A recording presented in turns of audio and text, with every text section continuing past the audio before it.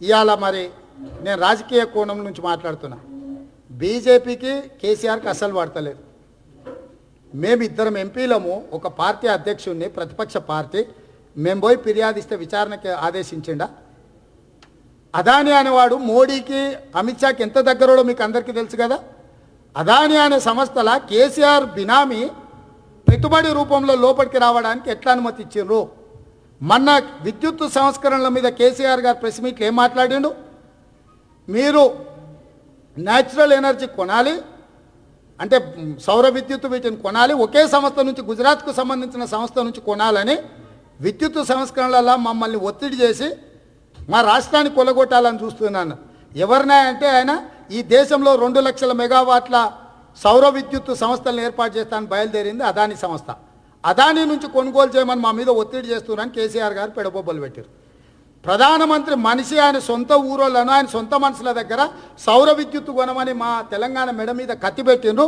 ఇది దుర్మార్గం కాదని మాట్లాడిన కేసీఆర్ను నేను అడుగుతున్నా.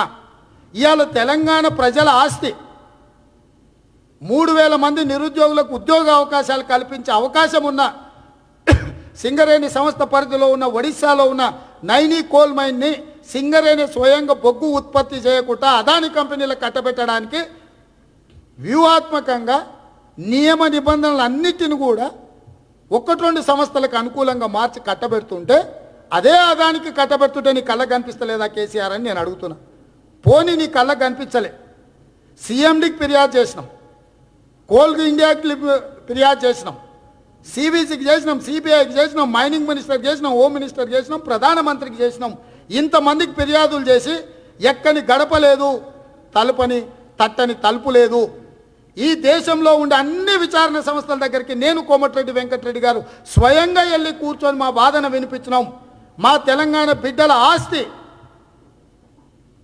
ఆగర్భ మొత్తం భూగర్భ గనులను కేసీఆర్ కుటుంబం దోసుకుంటుంది, దోపిడీకి పాల్పడుతున్నారు. ఇంత దుర్మార్గం ఇంకా లేదు.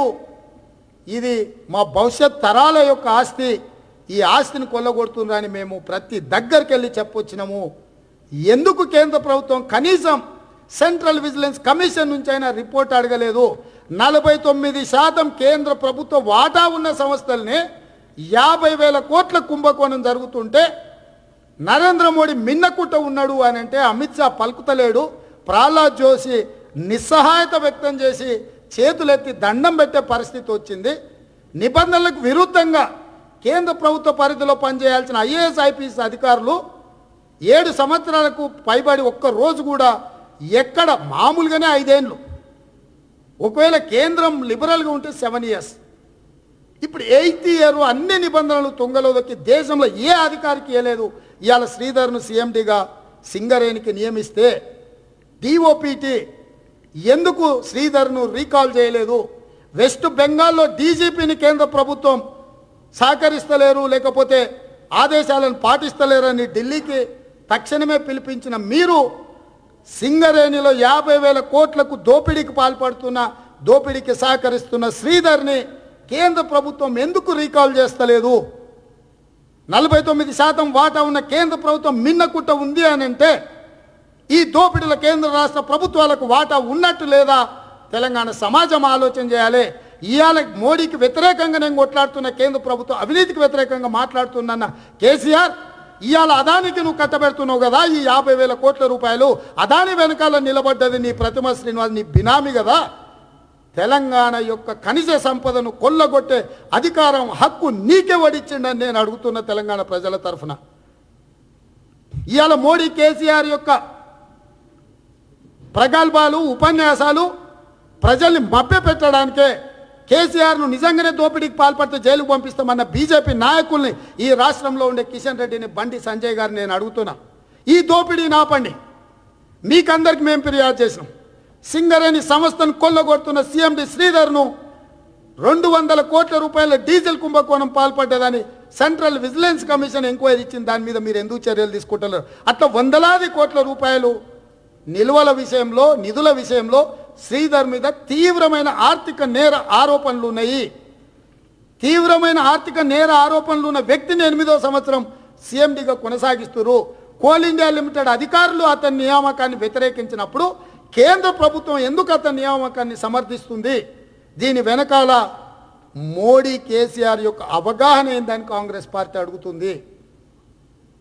మోడీ కేసీఆర్ 8 ఏళ్ళు కలిసి ఉన్నారు. ఇప్పుడు విడిపోయినట్టు కనిపించి కలిసి దోసుకుంటురు.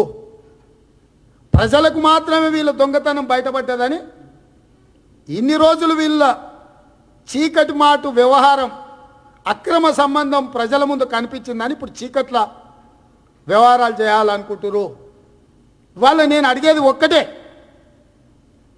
నిబంధనలకు విరుద్ధంగా కొనసాగిస్తున్న ఐఏఎస్ ఆఫీసర్ శ్రీధర్ని సీఎండీగా తొలగిస్తారా లేదా అని కేంద్ర ప్రభుత్వాన్ని నేను అడుగుతున్నా.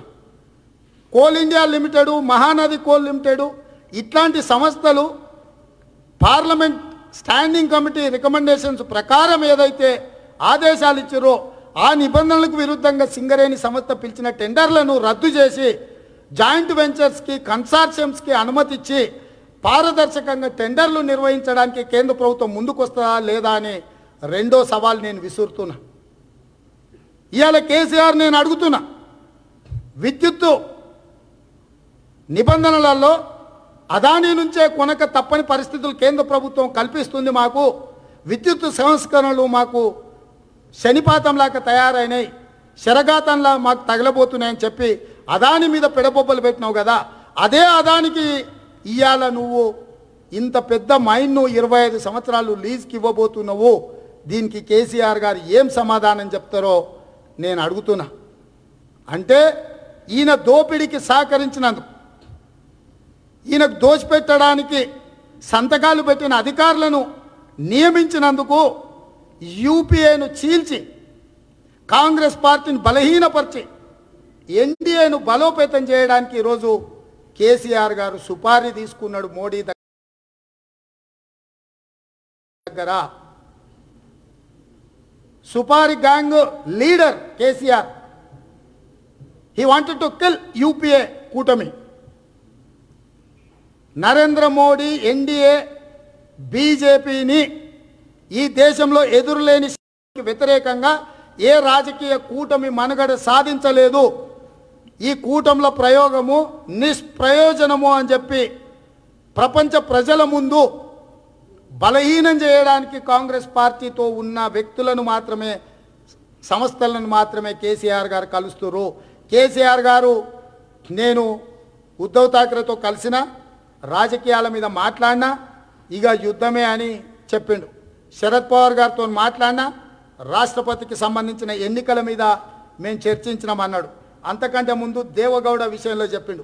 దేవగౌడ గారు ఇచ్చిన స్టేట్మెంట్ దీంట్లో క్లియర్గా ఏం రాసిండంటే ఆయన, but there was no discussions about politics. Gowda reportedly told the party functionary, I spoke to him, ante KCR, regarding some personal issue and there was no politics. I don't know why KCR office made such a statement. Deve Gowda నా కూటమికి సహకరిస్తుండని ఏదైతే కేసీఆర్ గారు ప్రకటించారో ఎంబడే దేవగౌడ గారు statement ఇచ్చి నా వ్యక్తిగతమైన పనుల మీద నేను కేసీఆర్తో టెలిఫోన్లో మాట్లాడినా, కేసీఆర్ పెట్టబోయే ఫెడరల్ ఫ్రంటో లేకపోతే నేషనల్ ఫ్రంటో ఏ టెంటో నాకు సంబంధం లేదు, నాకు తెలియదు అని చెప్పి దేవగౌడ గారు స్టేట్మెంట్ ఇచ్చారు. ఇక్కడ శరద్ పవార్ గారు వారి ట్విట్టర్లో నిన్న పెట్టింది, it was a pleasure meeting with Shri K Chandrashekar Rao, CM Telangana at my Mumbai residence today. We discussed various issues of development and cooperation between Telangana and Maharashtra. మేమిద్దరం తెలంగాణ మహారాష్ట్ర యొక్క అభివృద్ధికి సంబంధించిన వివిధ అంశాల మీద మేము చర్చించుకున్నామని చెప్పి శరద్ పవార్ గారి ఫోటోలు పెట్టి వీరు ట్విట్టర్లో పెట్టారు. సీఎంఓ మహారాష్ట్ర పెట్టింది, ఉద్ధవ్ ఠాక్రే సీఎంఓ ఆఫీస్ పెట్టింది. Telangana CM Shri K Chandrashekar Rao accompanied by his delegation called on CM Uddhav Balasaheb Thackeray. They discussed enhancing cooperation between two states in the areas related to water resources, industry, infrastructure and interstate joint irrigation projects. Ante maximum developmental issue, irrigation issues, industrial issues మేము కేసీఆర్ చర్చించుకున్నామని చెప్పి ఉద్ధవ్ ఠాక్రే గారు ట్విట్టర్లో CMO నుంచి పెట్టారు. Supriya Sule pleasure meeting honourable K Chandrashekar Rao chief minister of Telangana అని పెట్టింది. ఎక్కడ కూడా శరద్ పవార్, ఉద్ధవ్ ఠాక్రే, సుప్రియా సూలే దేవగౌడ ఇప్పటి వరకు కేసీఆర్ క్లెయిమ్ చర్చలు విజయవంతమైనవి ये पहलवान निकला और 35 को मारने वाले है ये सब चीजें कहां से आ रहा है कौन ऐसे चीजों के बारे में चर्चा कर रहा है मुझे तो कुछ समझ में नहीं आ रहा है हाय फ्रेंड्स మా టుడే టుమారో యూట్యూబ్ ఛానల్ చూస్తున్నందుకు చాలా థాంక్స్ మరిన్ని లేటెస్ట్ వీడియోస్ కోసం వెంటనే సబ్స్క్రైబ్ చేయండి అలాగే ఈ బెల్ ని కూడా రింగ్ చేసేయండి మా నోటిఫికేషన్స్ అన్ని మీ మొబైల్లో వస్తాయి అలాగే మా వీడియోస్ మీకు నచ్చితే లైక్ చేయండి షేర్ చేయండి నచ్చకపోతే కామెంట్ చేయండి